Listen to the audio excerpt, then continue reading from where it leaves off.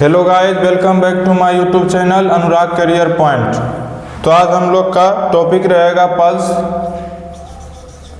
Pulse, जिसको हिंदी में क्या कहते हैं, नाड़ी। तो पिछले क्लास में मैंने पल्स का डिफिनीशन, उसके साइट, उसके इन्वेंटर या डिस्कवरी और नॉर्मल पल्स रेट, सामान्य नाड़ी दर, आयु वर्ग के अनुसार कितना कितना होता है और कैरेक्टरिस्टिक्स ऑफ पल्स, नाड़ी के क्या क्या गुण हैं, यहाँ तक हम लोगों ने पिछले क्लास में पढ़ चुका था। तो आज आगे फैक्टर्स अफेक्टिंग पल्स रेट, आज का टॉपिक रहेगा पल्स में फैक्टर्स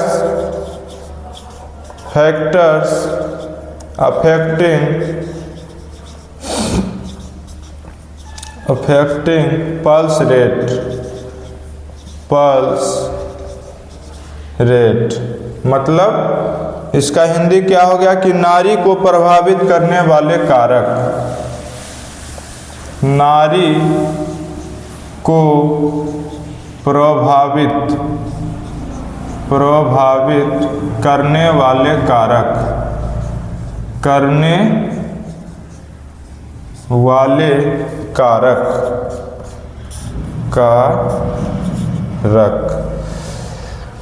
ठीक है।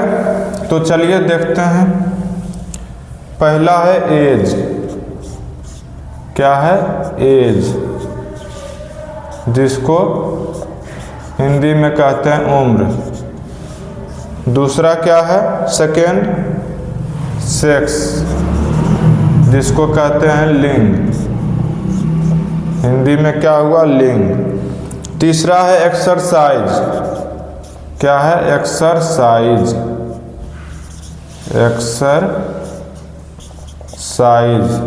मतलब व्यायाम।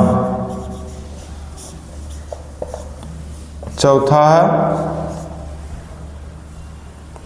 टेम्परेचर, तापमान।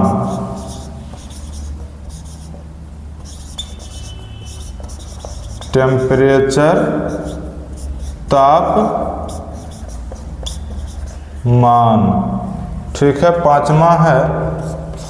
पांचवा क्या है? इमोशंस,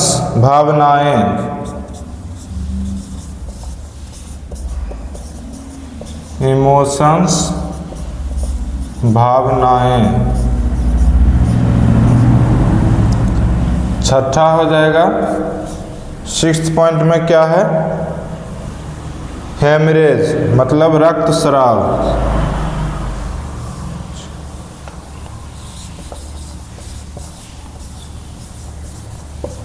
हेमरेज मतलब रक्तस्राव।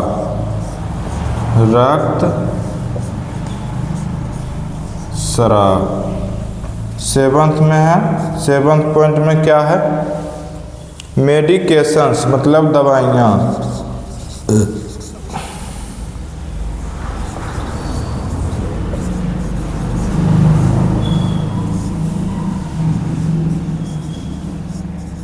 मेडिकेशंस मतलब दवाइयाँ। आठवें पॉइंट में है फीवर मतलब बुखार।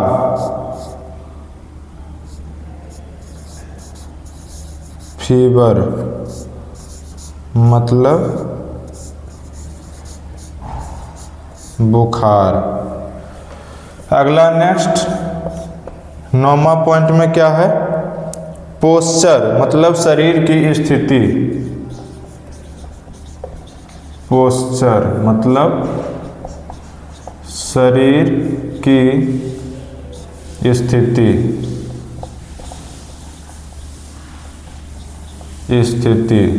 ठीक है,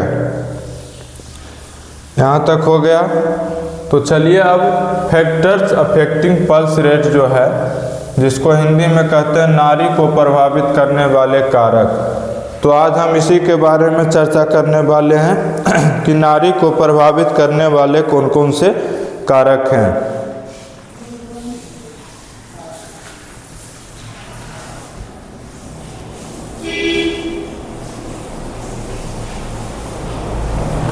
एक एक करके हम सारे फैक्टर, सारे कारक के बारे में देखते हैं, उसके बारे में अध्ययन करते हैं, समझते हैं।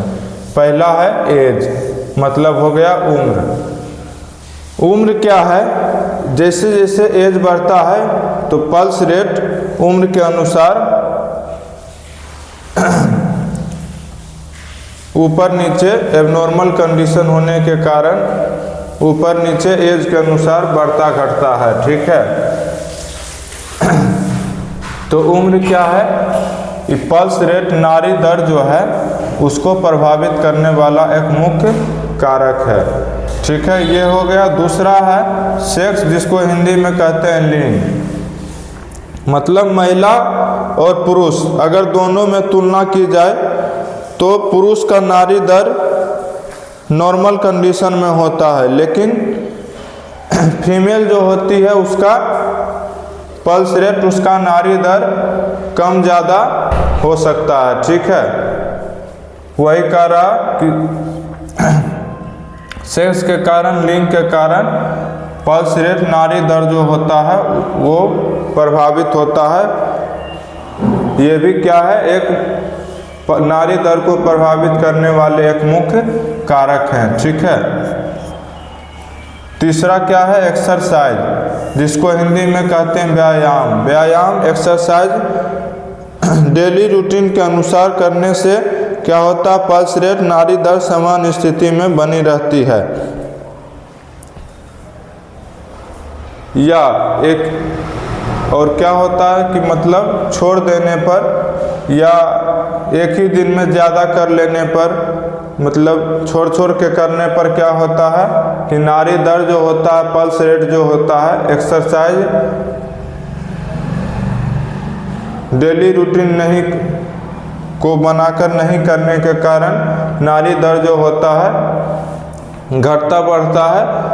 एबनॉर्मल कंडीशन के कारण भी क्या होता है? घटता बढ़ता है। व्यायाम नहीं करने के कारण क्या होता है? नाड़ी दर में प्रभाव हो सकता है, नाड़ी दर प्रभावित हो सकती है। तो क्या है? नाड़ी दर को प्रभावित करने वाले एक्सरसाइज भी क्या है? एक मुख्य कारक है, मेन फैक्टर्स है। इससे क्या होगा? नाड़ी दर प्रभावित हो सकता है, ठीक है। चौथा पॉइंट है टेम्परेचर, मतलब तापमान। तापमान टेम्परेचर जो है नाड़ी दर को प्रभावित करने वाला एक मुख्य कारक होता है, क्योंकि हमारे शरीर का जो नॉर्मल टेम्परेचर है, नॉर्मल टेम्परेचर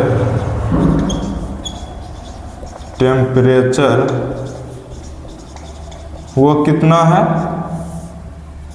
37 डिग्री सेल्सियस। और अगर फ़ारेनहाइट में देखेंगे तो 98.6 डिग्री फ़ारेनहाइट। इसका एक फॉर्मूला होता है C/5 बराबर F-32/9। क्रॉस मल्टीप्लिकेशन करके इसको क्या करते हैं? सेल्सियस से फ़ारेनहाइट में बदल सकते हैं, ठीक है। तो नॉर्मल टेम्परेचर हम लोग का अधिकतम, ये क्या हो गया? मैक्सिमम टेम्परेचर होता है 98.6 डिग्री फ़ारेनहाइट। और मिनिमम कितना होता है? मिनिमम 37 डिग्री सेल्सियस और मैक्सिमम 98.6 डिग्री फ़ारेनहाइट, ठीक है। तो इतना से अगर ये जो नॉर्मल टेम्परेचर हमारे शरीर का होता है, बॉडी का होता है, अगर नॉर्मल टेम्परेचर से हमारे शरीर का तापमान ऊपर नीचे होगा, घटेगा बढ़ेगा, तो क्या होगा? नाड़ी दर प्रभावित हो सकता है। तो क्या है? नाड़ी दर को प्रभावित करने वाला तापमान जो है एक मुख्य कारक है। फैक्टर्स अफेक्टिंग पल्स रेट, नाड़ी को प्रभावित करने वाला एक मुख्य कारक टेम्परेचर भी है, तापमान जिसको कहते हैं। ध्यान में रखेंगे, कीप इन द माइंड के अंदर रखेंगे गाइस, ठीक है। अगला नेक्स्ट है इमोशंस, मतलब भावनाएं। किसी चीज़ के प्रति, किसी व्यक्ति के प्रति या दयालुता जिसको कहते हैं, अधिक इमोशंस हो जाना, कोई भी चीज़ में भावना में बह जाना, ठीक है। इससे क्या होगा? नाड़ी दर घटेगा बढ़ेगा तो क्या होगा? नारी दर को प्रभावित करने वाला एक मुख्य कारक भावना जो होता है वो एक मुख्य कारक इमोशन जिसको कहते हैं होता है। ठीक है। हेमरेज रक्त स्राव जिसको कहते हैं, अत्यधिक मात्रा में जब हमारे शरीर में रक्त का स्राव हो जाता है, एबनॉर्मल कंडीशन के कारण जब हेमरेज होता है तो अत्यधिक रक्त का स्राव हो जाने के कारण क्या होता है कि नाड़ी दर घटता बढ़ता है। तो क्या होता है कि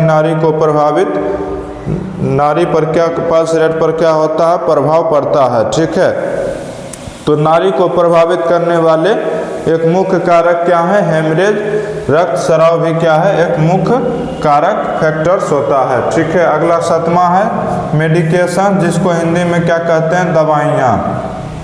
ठीक है। जैसे मान लीजिए कोई बीपी पेशेंट है, क्या है, बीपी ब्लड प्रेशर जिसको कहते हैं, blood pressure. Normal blood pressure कितना होता है हमारे शरीर का, नॉर्मल ब्लड प्रेशर होता है 120/80 mm/Hg। ठीक है। और WHO के अनुसार अगर पूछेगा, WHO के अनुसार नॉर्मल पल्स रेट, ठीक है, तो कितना हो जाएगा 140/90 mm/Hg।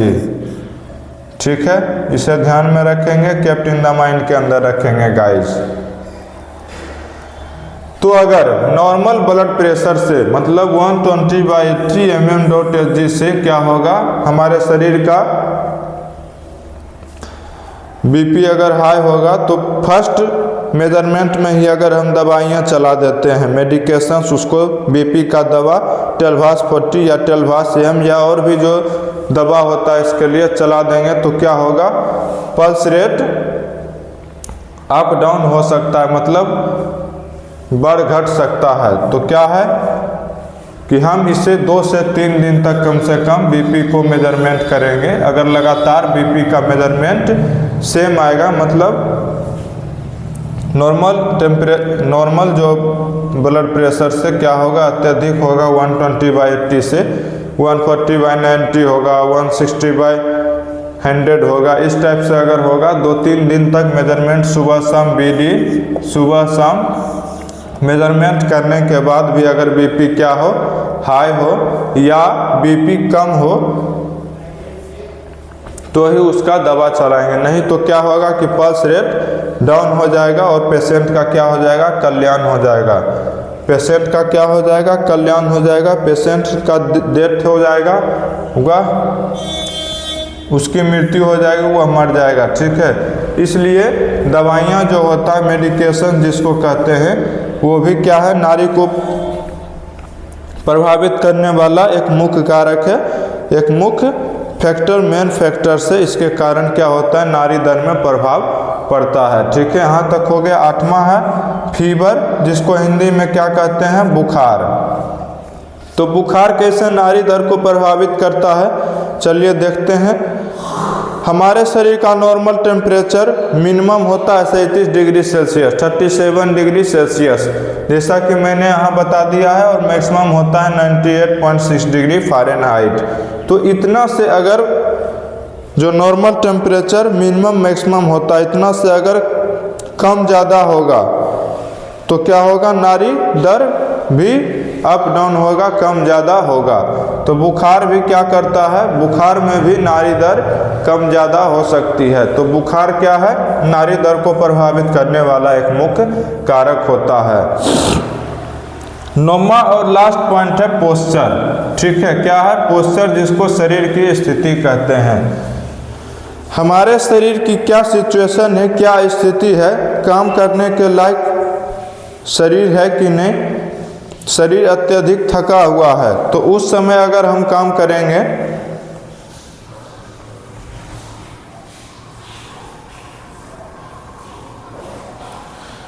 अगर हम उस समय काम करेंगे तो ज़्यादा थकावट के कारण क्या होगा कि पल्स रेट जो होगा, नाड़ी दर क्या होगा, ऊपर नीचे कम ज़्यादा हो सकता है।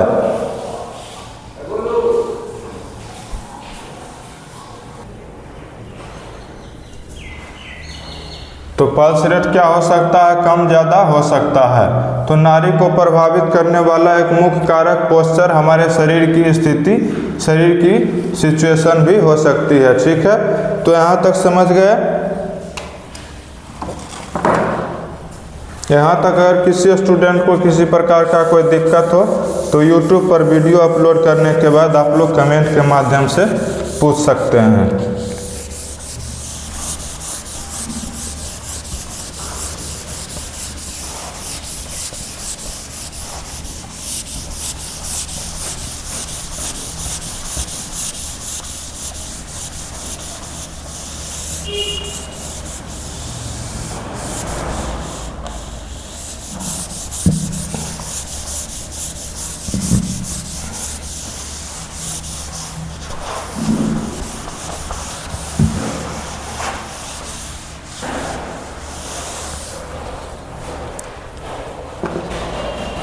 उसके बाद आगे हम लोगों को पढ़ना है procedure for checking pulse. Procedure for checking pulse. Pulse मतलब कि नाड़ी गिनने की विधि, नाड़ी को काउंट करने की, उसको गिनने की कौन कौन सी विधि होती है, इसके बारे में हम लोगों को इसमें गिनने की विधि, इसके बारे में हम लोगों को अध्ययन करना है, इसके बारे में पढ़ना है और समझना है। तो चलिए देखते हैं क्या कह रहा है। पहला है मरीज को आराम की स्थिति में रखें। पहला क्या है, मरीज को आराम की स्थिति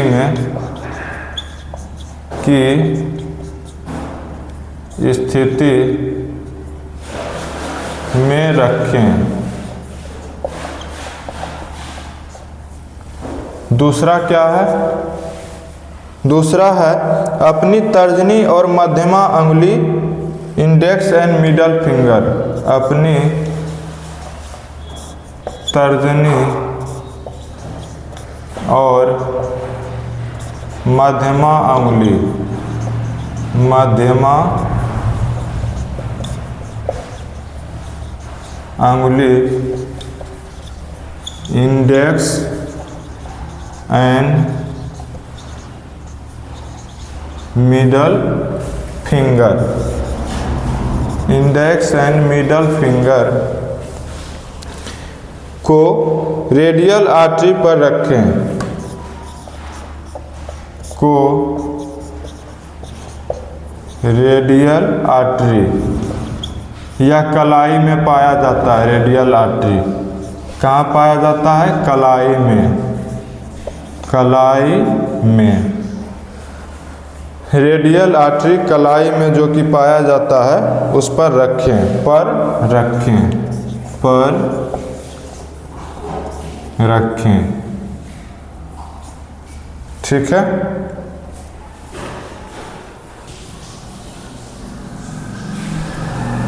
कलाई पर रखें। तीसरा क्या है, तीसरा है 1 मिनट तक धड़कनों की गिनती करें। 1 मिनट तक धड़कनों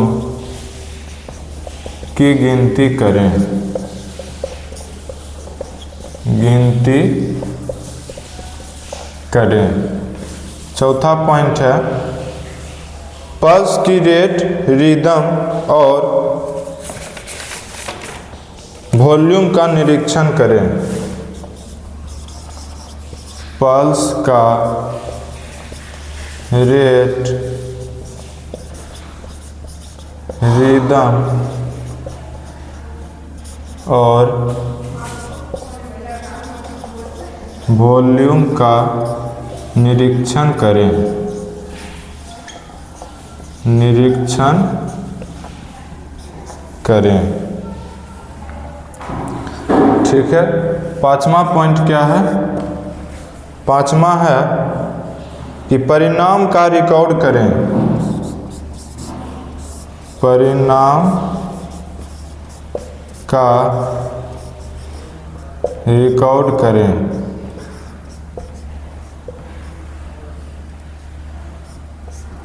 परिणाम का रिकॉर्ड करें। चलिए अब हम एक एक करके इसके हर एक पॉइंट पर क्या क्या इसके प्रोसीजर हैं, इसको पल्स रेट को चेक करने का, नाड़ी को गिनने की क्या क्या विधि है, क्या क्या मेथड है, इसके बारे में समझते हैं। सबसे पहले क्या करेंगे, क्या प्रोसीजर है पल्स रेट को चेक करने की, नाड़ी को गिनने की क्या क्या विधि है, क्या क्या मेथड है, इसके बारे में हम पॉइंट बाय पॉइंट एक एक करके अध्ययन करेंगे, पढ़ेंगे, समझेंगे और इसके बारे में जानेंगे। तो चलिए शुरू करते हैं। फर्स्ट है मरीज को आराम की स्थिति में रखें। मरीज को आराम की स्थिति में रखने का मतलब है कि जब हम पल्स रेट का मेजरमेंट करेंगे, उसको काउंट करने की जब स्टार्ट करेंगे तो क्या करेंगे, मरीज को, पेशेंट को क्या करना है, आराम की स्थिति में रखना है। मतलब पेशेंट को क्या करना है, एक जगह पर क्या करना है, बैठा देना है, बैठा देना है। और हमें हमेशा ध्यान रखना है कि जब भी हम पल्स रेट या बीपी का मेजरमेंट करते हैं, उसको काउंट करते हैं, तो मरीज को कभी भी खड़ा करके उसका मेजरमेंट नहीं करना है। उसे हमेशा बैठा करके ही पल्स रेट या बीपी जब मेजरमेंट करेंगे तो बैठा करके ही क्या करेंगे, बीपी काउंट करेंगे, बीपी का मेजरमेंट करेंगे या पल्स रेट का मेजरमेंट मापन करेंगे, उसको काउंट करेंगे। ठीक है, तो वही कह रहा है कि मरीज को क्या करना है, आराम की स्थिति में रखना है, मतलब उसे बैठा देना है। उसके बाद ही क्या करना है, पल्स रेट का काउंट करना है, उसको मेजरमेंट करना है, उसको गिनना है। किसके थ्रू, पल्स ऑक्सीमीटर के थ्रू। ध्यान रखेंगे, पल्स रेट को काउंट करने के लिए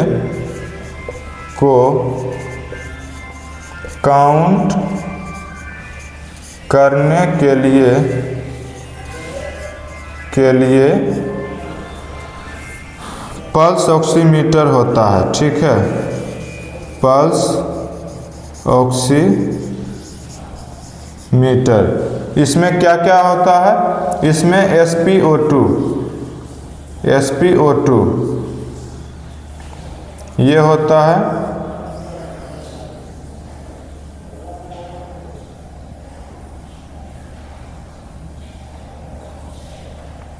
और पल्स रेट